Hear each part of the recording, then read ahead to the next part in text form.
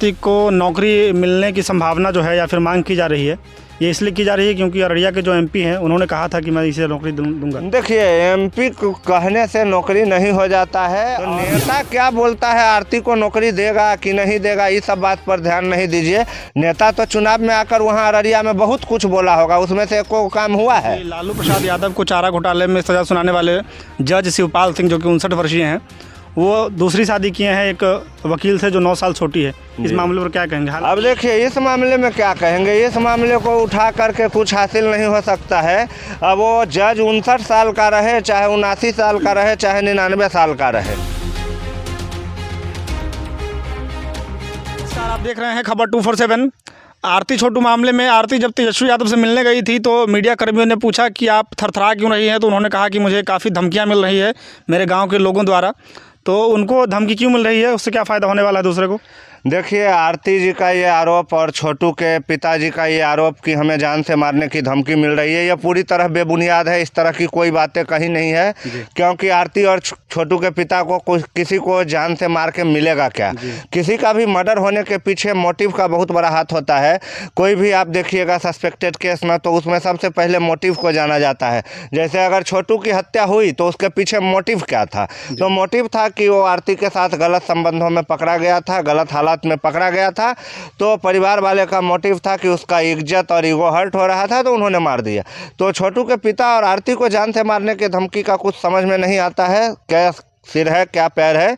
लेकिन इसमें बहुत पत्रकारों की जो टीम है वो रोज़ नए तरह के सिगुफा एक आध को छोड़ देते हैं, ताकि सोशल मीडिया के जगत में आरती और छोटू का जो केस है जो सोने लगता है तो उसको जगा दिया जाता है। अभी कल की एक ताज़ा घटनाक्रम है कि आरती के घर पर कुछ पत्रकार गए थे, तो आरती ने उनसे मिलने से मना कर दिया, कहा कि हम पत्रकारों के सामने अब नहीं आएंगे। और उसके बाद छोटू के पिताजी पत्रकारों से बातचीत किए और उसमें उन्होंने अलग अलग तरह की बातें की। जैसे मैंने उनका कहने का मतलब है कि उनका बच्चा सब पढ़ा लिखा नहीं था, एक छोटू ही पढ़ रहा था, और छोटू पढ़ रहा था तो उसको बड़ा आदमी बन करके और पैसा कमा करके अपना परिवार चलाना था, अपने माता पिता को खुश रखना था। तो चूँकि अब छोटू मर गया, इसलिए आरती को बड़ा आदमी बनाकर दे दिया जाए। वो कितना बड़ा मूर्ख है छोटू का पिताजी, मतलब इससे ज़्यादा बड़ा मूर्ख और कौन होगा दुनिया में, जिसको ये नहीं समझ में आ रहा है कि जो लड़की बिना शादी के उसके विधवा बहू बनकर उसके घर में रह रही है, सरकारी नौकरी मिल जाने के बाद छोटू के पप्पा को कितने दिन ज़्यादा से ज़्यादा अपना आदमी समझेगा? 2 महीना, 4 महीना, 6 महीना। वही के बाद उसका ऑफिस में कई गो सेटलमेंट होगा, कई गो बातचीत होगा। माने 20-21 साल की एगो लड़की और उसको सरकारी जॉब मिला रहेगा और वो आपके घर पर विधवा बन के रहेगा। माने फिल्म सपना देख रहे हैं, हॉलीवुड का फिल्म है, जो ख्वाब देख रहे हैं जो हमारे विधवा बहू को सरकारी नौकरी मिल जाएगा, हमको वो पैसा देगा। अरे वो अपना माँ बाप का तो होबे नहीं किया है, आपका क्या होगा? संभाल के रहिए छोटू के पिताजी, नहीं तो अभी 1 गो बेटा गया है, और भी क्या सब हो सकता है आपको पता नहीं है। तो इस तरह की मूर्खतापूर्ण बात की जाती है छोटू के पिता के द्वारा। वो दुनियादारी और सच्चाई से एकदम अलग होकर के आजकल जी रहे हैं। उनको विधवा बहू नौकरी करके कमा के खिलाएगा ऐसा ख्वाब देख रहे हैं, तो उनके ज़िंदगी में तो तकलीफ है ये है। जो बड़का बड़का ख्वाब देखेंगे इस तरह का ज़िंदगी में, उनके लिए तो तकलीफ़ का दरवाज़ा खुला ही हुआ। आज अगर मैं फ्लाइट से घूमने का ख्वाब देख लूँ तो हमारा कर्जे ना होगा, तकलीफ होगा ही ना। तो वो असलियत भूल गया है, उसका बेटा मर गया है, इसका उसको दुख होने के बजाय वो आरती के नौकरी के चक्कर में लग गया है। मतलब कहीं ना कहीं पाप का डेरा हो गया है कांड में। अच्छा, कार्रवाई के सिलसिले में अभी तक की कार्रवाई रुकी हुई है, कोई सबूगाहट नहीं है? देखिए, मैं आपको बहुत बार ये बात बता चुका हूँ कि भारतीय संविधान, भारतीय प्रशासन, भारतीय कानूनी कार्रवाई का जो प्रक्रिया है वो कोई ऐसा नहीं है कि कंप्यूटर पे बटन मारे और सामने इंटर मारते ही आपके पूरा फिल्म चलने लगा। ये एक प्रोसेस है जिसमें जांच कई सतहों पर की जाती है, कई तरह से की जाती है। कई टीमों का कंबाइंड ऑपरेशन होता है, जिसमें होती है फोरेंसिक टीम, जिसमें होती है फिंगरप्रिंट की टीम, जिसमें होती है ब्लड जांच वाली डॉक्टरों की टीम, जिसमें होती है पोस्टमार्टम वाली की टीम, और बाद में सबसे बड़ा पुलिस का टीम, जो ये बात तय करने पर लगा होता है कि इस कांड का असली गुनहगार कौन है। जी। तो यहाँ जो है आरती और छोटू वाला मैटर, इसमें अभी भी पुलिस को इस बात का शक बना हुआ है कि पीड़ित कौन है और गुनहगार कौन है, पूरी तरह क्लियर नहीं है। बिहार में तो प्रेम प्रसंग का मामला चल ही रहा है और झारखंड की बात करते हैं, जहां का एक लड़का गोड्डा जिला का वायरल हुआ था, सरफराज।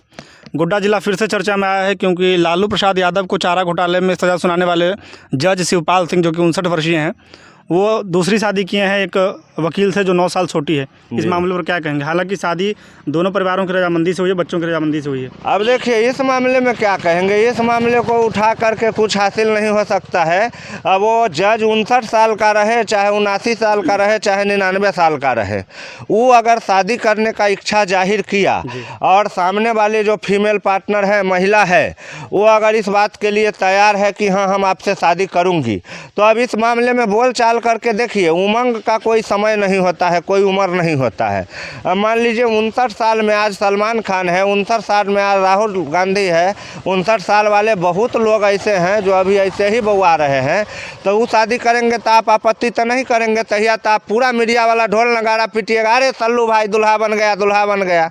राहुल गांधी का शादी होगा तो नाचने गाने जाइएगा, उसमें जो भारत के होने वाला प्रधानमंत्री दूल्हा बन गया, दूल्हा बन गया। और वो जज 59 साल में किया था, आप लोग को मिर्ची लग गया है, ये आप लोग का प्रॉब्लम है।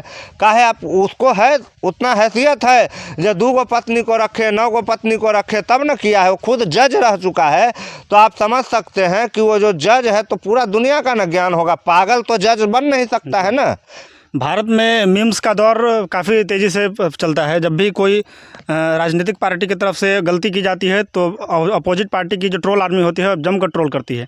ऐसा ही राहुल गांधी का एक छोटा सा क्लिप कल वायरल हो रहा था कि 22 रुपये लीटर आटा।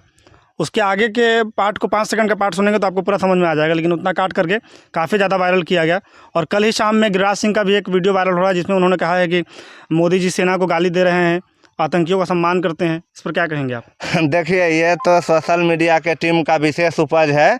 हालांकि देखिए, एक बात मैं आपको बता देता हूं, चाहे वो कोई भी व्यक्ति हो दुनिया का, जब वो लाइव कोई स्पीच दे रहा है या कागज देख करके भी दे रहा है, तो ऐसा उच्चारण में गलती उच्चारण हो जाना स्वाभाविक बात है। इसमें कोई ऐसी बड़ी बात नहीं है कि उसने कोई बहुत बड़ा अपराध कर दिया, आज उसे फांसी पर लटका दो। लेकिन कभी कभी क्या होता है, जैसे कोई आदमी जल्दी बोलने के चक्कर में कोई बात गलत बोल जाता है, तो उसके तुरंत बाद वो सॉरी या माफ़ कीजिए बोल करके सही उच्चारण करता है। लेकिन ये जो सोशल मीडिया के एक्टिविस्ट सब हैं, जे इतना ही काम के चक्कर में लगा रहता है कि केकरा मुंह से कथी गलती निकले हम धर लें, तो उसका क्या काम है कि वो अपना वो खराब बात जहाँ तक उसको गलती बोला गया है वहाँ तक का क्लिप काट के अपना साइट पर अपलोड कर देते हैं। फेक साइट सब रहता है। तो अब आप देख करके हंसिए, मज़ा लीजिए। देखिए, इस सब तरह के जो वीडियोज आपके सामने आते हैं ना, उसे बस एक मनोरंजन का साधन समझिए और इससे ज़्यादा कुछ नहीं समझिए जी। बस, और क्या, मनोरंजित होइए, हंस लीजिए, देख करके हो गया बात कर। अच्छा, आरती छोटू मामले के बारे में आपने बताया कि क्या क्या हो रहा है फिलहाल, लेकिन पंकज सोनी और ये चंचला राजू वाले मामले के बारे में देखिए, सारा मामला में पुलिस के पास केस दर्ज है, जांच पड़ताल चल रही है, सही मुजरिम के तलाश में पुलिस लगी हुई है। लेकिन ये तलाश ख़त्म कब होगी, इस बात का अभी कोई सही निश्चित समय नहीं है। क्योंकि देखिए, सारे मामले में जो है एक ही तरह का मामला है, प्रेम प्रसंग का। सारे मामले में सिर्फ लड़कों की हत्या हुई है। सारे मामला में लड़की के परिवार वाले दोषी पाए गए हैं। जितने भी मामला है, आरती छोटू हो, चंचला हो या सोनी हो, पंकज हो, सारे मामले में लड़की के परिवार वाले ही दोषी बताए गए हैं। तो अब एक तरह का ये 3 मामला पूरे बिहार के एक एरिया में, अररिया, समस्तीपुर, सीतामढ़ी चल रहा है। जानबे करते हैं, सारा जो कमांडिंग टीम है, वो जो बिहार के पुलिस हेड होते हैं, वो इन सब मामला को एक साथ कहीं ना कहीं जोड़ ही रहे होंगे। वो लोग कोई ऐसे बेवकूफ़ को वहाँ पर नहीं बैठाया जाता है। हम आपसे बहुत ज़्यादा काबिल और बहुत ज़्यादा मेहनत करके वहाँ तक पहुँचे होते हैं वो लोग। तो वो लोग जांच पड़ताल कर रहे हैं और जैसे जैसे कुछ नया आएगा तो आप लोग के सामने भी आ ही जाएगा। अंतिम सवाल है कि आरती को नौकरी मिलने की संभावना जो है या फिर मांग की जा रही है, ये इसलिए की जा रही है क्योंकि अररिया के जो एमपी हैं उन्होंने कहा था कि मैं इसे नौकरी दूंगा। देखिए, एमपी को कहने से नौकरी नहीं हो जाता है, और सांत्वना देने के लिए जो नेता है, अब मोदी जी ने कभी कहा था कि अगर विदेशों से सारा काला धन आ जाए तो हर एक भारतीय के खाते में 15 लाख रुपये आ सकते हैं। हर एक भारतीय के पास 15 लाख रुपये का पूंजी हो सकता है। है। तो वो तो मोदी जी लाने गए तो सबसे ज़्यादा उनको अपने बीजेपी वाले का ही काला धन मिला, तो वो चैप्टर क्लोज हो गया। तो नेता क्या बोलता है, आरती को नौकरी देगा कि नहीं देगा, इस सब बात पर ध्यान नहीं दीजिए। नेता तो चुनाव में आकर वहाँ अररिया में बहुत कुछ बोला होगा, उसमें से एको काम हुआ है? वो जुमलेबाजी पर ध्यान नहीं देना है, बस वास्तविक जो क्या हालात है वो देखिए। आरती को अगर नौकरी होगा तो हम लोग धरना अनशन पर बैठ जाएंगे विधानसभा के सामने, कारण कि इतना घोर अन्याय नहीं होना चाहिए इस धरती पर।